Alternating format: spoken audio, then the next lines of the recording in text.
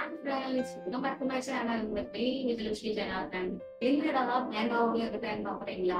நாளைக்கு என்ன நாளுங்க விநாயகர் சதுர்த்தி இல்லையா? இப்போ விநாயகர் சதுர்த்தி ஸ்பெஷல்ல என்னது கொழுக்கட்டை தானே? கொழுக்கட்டை ரொம்ப தேங்காய் யூஸ் பண்ணி கொழுக்கட்டையை எப்படி செய்யலாம்னு பார்ப்போம்.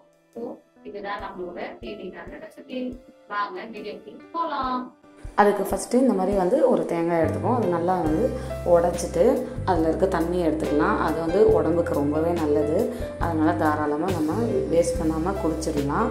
இப்போது ஃப்ரெஷ்ஷான தேங்காவை வந்து நம்ம துருவியும் எடுத்துக்கலாம். இல்லைன்னா வந்து துருவுறதுக்கு கஷ்டமாக இருந்தால் நம்ம வந்து இதை சின்ன சின்ன பீசஸாக கட் பண்ணி அதுக்கு பின்னாடி இருக்க அந்த ஷெல்லில் வந்து கருப்பு கலரில் ப்ரௌன் கலரில் வரும் இல்லையா, அதை மட்டும் கத்தி வச்சு நீக்கிட்டு இந்த மாதிரி வெறும் ஒயிட்டை மட்டும் நம்ம மிக்சியில் போட்டு கூட அரைச்சி எடுத்துக்கலாம். இது எப்படி வேணாலும் எடுத்துக்கலாம். இப்போ இதை அரைச்சி வச்சுட்டு அடுத்தது ஒரு பவுல் எடுத்துப்போம். அதில் பார்த்திங்கன்னா 1 கப் அளவுக்கு வந்து அரிசி மாவு நான் ஆட் பண்ணுறேன். நீங்கள் வந்து கடையில் வைக்கிற அரிசி மாவு யூஸ் பண்ணலாம், இடியாப்ப மாவு யூஸ் பண்ணலாம், இது வேணாலும் பண்ணலாம். தேவையான அளவுக்கு உப்பு நான் வந்து கொஞ்சமாக தான், ஒரு அரை டீஸ்பூன் அளவுக்கு தான் உப்பு சேர்த்துருக்கேன். சேர்த்துட்டு இப்போ நல்லா சுட சுட காய்ச்சி வச்ச தண்ணியை வந்து நல்லா சூடாக இருக்கும் போதே இந்த மாவோடு சேர்த்து இப்போ நான் வீடியோவில் காமிக்கிற மாதிரி மிக்ஸ் பண்ணிக்கலாம். எப்போவுமே பார்த்திங்கன்னா கொழுக்கட்டைக்கு வந்து நம்ம சுடு தண்ணி யூஸ் பண்ணி தான் இந்த மாதிரி மிக்ஸ் பண்ணணும். இப்போ கொஞ்சம் கொஞ்சமாக மிக்ஸ் பண்ணிக்கிட்டே வரலாம். அது வந்து கொஞ்சமாக நல்லா கட்டி பதம் வரும்போது நான் வந்து கரண்டி எடுத்துகிட்டு கை போட்டு பிசைஞ்சு எடுத்துக்க போகிறேன். பாருங்கள், இப்போ எல்லா மாவையும் ஒன்று சேர்த்து நல்லா கை போட்டு பிசைஞ்சு எடுத்துக்கலாம். மாவு வந்து ஒட்டாமல் வரணும்னு நினச்சிங்கன்னா நீங்கள் வேணால் கொஞ்சம் எண்ணெய் கூட சேர்த்துக்கலாம். நான் எண்ணெய் எதுவும் சேர்க்கலை, ஏன்னா வந்து அந்த கொழுக்கட்டையில் ஸ்மெல் வரும்ன்றதுனால நான் எண்ணெய் சேர்க்கலை. இப்போ இதை ஒரு மூடி போட்டு ஓரமாக வச்சிடலாம். அடுத்தது ஒரு கடாயை எடுத்துகிட்டு அதில் தேவையான அளவுக்கு நான் இங்கே நாட்டு சக்கரை ஆட் பண்ணுறேன். நீங்கள் வெல்லம் கூட ஆட் பண்ணிக்கலாம். இப்போ அந்த நாட்டு சக்கரை கூடவே கொஞ்சமாக ஏலக்காய் பவுடர் ஆட் பண்ணியிருக்கேன். இப்போ இது ரெண்டுத்தையும் மிக்ஸ் பண்ணிவிட்டு நம்ம துருவி வச்சுருக்கோம் இல்லையா தேங்காய், அதையும் ப்ளஸ் வந்து நான் அரைச்சி வீடியோவில் காமிச்சிருந்தேன் இல்லையா, அதையும் சேர்த்து இந்த மாதிரி ஒன்று சேர்த்துடலாம். நீங்கள் அரைச்சி எடுத்தாலும் சூப்பராக இருக்கும், துருவி எடுத்தாலும் சூப்பராக தான் இருக்கும். ஆனால் ஃப்ரெஷ்ஷான வந்து கோகோனட் எடுத்துக்கோங்க, அப்போ தான் டேஸ்ட்டாக இருக்கும் சாப்பிடும்போது. இப்போ இது எல்லாத்தையும் சேர்த்து நல்லா வந்து மீடியம் ஃப்ளேமில் மிக்ஸ் பண்ணி விட்டுடலாம். அந்த நாட்டு சக்கரெல்லாம் நல்லா வந்து இந்த மாதிரி தண்ணி விட்டு வரும். தண்ணி விட்டு வரும்போது நல்லா கொஞ்சம் நேரம் கழித்து நீங்கள் 3 to 4 minutes நல்லா இப்படி சுடு பண்ணிங்கன்னா இறுகி வரும். இந்த டைமுக்கு ஸ்டவ் ஆஃப் பண்ணி ஓரமாக வச்சிடலாம். அடுத்தது நம்ம ரெடி பண்ணி வச்சுருக்க அரிசி மாவு இருக்கு இல்லையா, அது இந்த மாதிரி சின்ன சின்ன உருண்டையாக கையில் எடுத்துகிட்டு இந்த மாவு பார்த்திங்கன்னா மூடி போட்டு காற்றாராமல் இருக்கணும். அப்போ தான் வந்து கொழுக்கட்டை சாஃப்டாக வரும். காற்றாரி போச்சுன்னா அங்கங்கே வெடிப்பு வந்துடும்.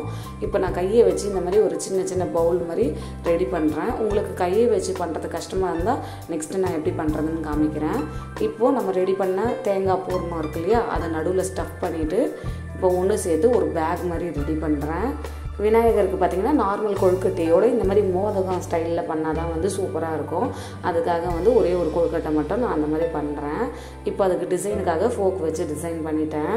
இப்போ இது ரெடி ஆகிடுச்சு. இப்போ நார்மலாக நம்ம எப்பவும் பிடிக்கிற மாதிரி கொழுக்கட்டையை வந்து பிடிக்க ஆரம்பிச்சிடலாம். இப்போ ஒரு உருண்டையாக எடுத்துகிட்டு அதே போல் சுற்றி இந்த மாதிரி ப்ரெஸ் பண்ணிகிட்டே வந்தோன்னா அழகாக வந்துடும் ஸ்ட்ரக்சர். நீங்கள் கஷ்டப்படவே வேண்டாம்.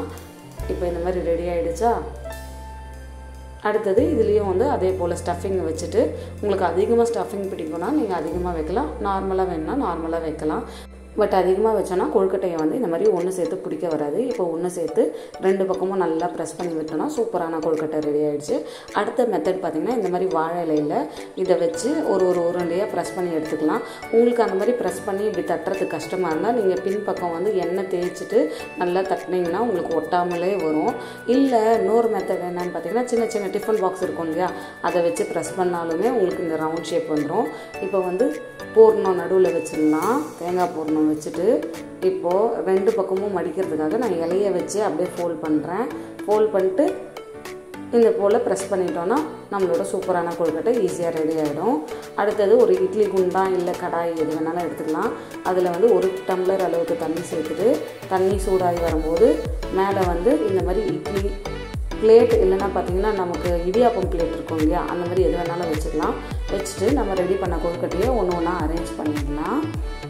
இப்போ இதை அரேஞ்ச் பண்ணியாச்சு. நார்மலாக இட்லி வேக வைக்கிற மாதிரி அதே போல் மூடி போட்டு மீடியம் ஃப்ளேமில் ஒரு 10 minutes வந்து இதை நல்லா வேக விட்டு எடுத்துக்கலாம். பாருங்கள் 10 minutes ஆக போகுது. இப்போ நான் இதை ஓப்பன் பண்ணி காமிக்கிறேன் எப்படி இருக்குன்னு பாருங்கள். பாருங்கள் எவ்வளோ சூப்பராக வந்து கொழுக்கட்டை ரெடி ஆகிடுச்சுன்னு. இதை நான் உடச்சி காமிக்கிறேன் எந்த அளவுக்கு வந்து உங்களுக்கு சூப்பராக பூர்ணம் உள்ள ஸ்டஃபிங்கோடு இருக்குதுன்னு பாருங்கள். பார்க்கும்போதே ரொம்ப அழகாக இருக்குல்ல. இதை நான் உடச்சி காமிக்கிறேன். உடச்சி காமிக்கும்போது நல்லா ஜூஸியாக இருக்கும். இந்த மாதிரி சூப்பர் அண்ட் ஸ்பெஷலான ரெசிபியோட இனிய விநாயகர் சதுர்த்தி நல்வாழ்த்துக்கள். மேலும் இந்த மாதிரி பல ரெசிபிகளுக்கு பல வீடியோகளுக்கு மறக்காமல் என்னோடய சேனலில் சப்ஸ்கிரைப் பண்ணிவிட்டு கொஞ்சம் சப்போர்ட் பண்ணுங்கள். தேங்க்யூ ஃபார் வாட்சிங் அண்ட் விநாயகர் சதுர்த்தி நல்வாழ்த்துக்கள்.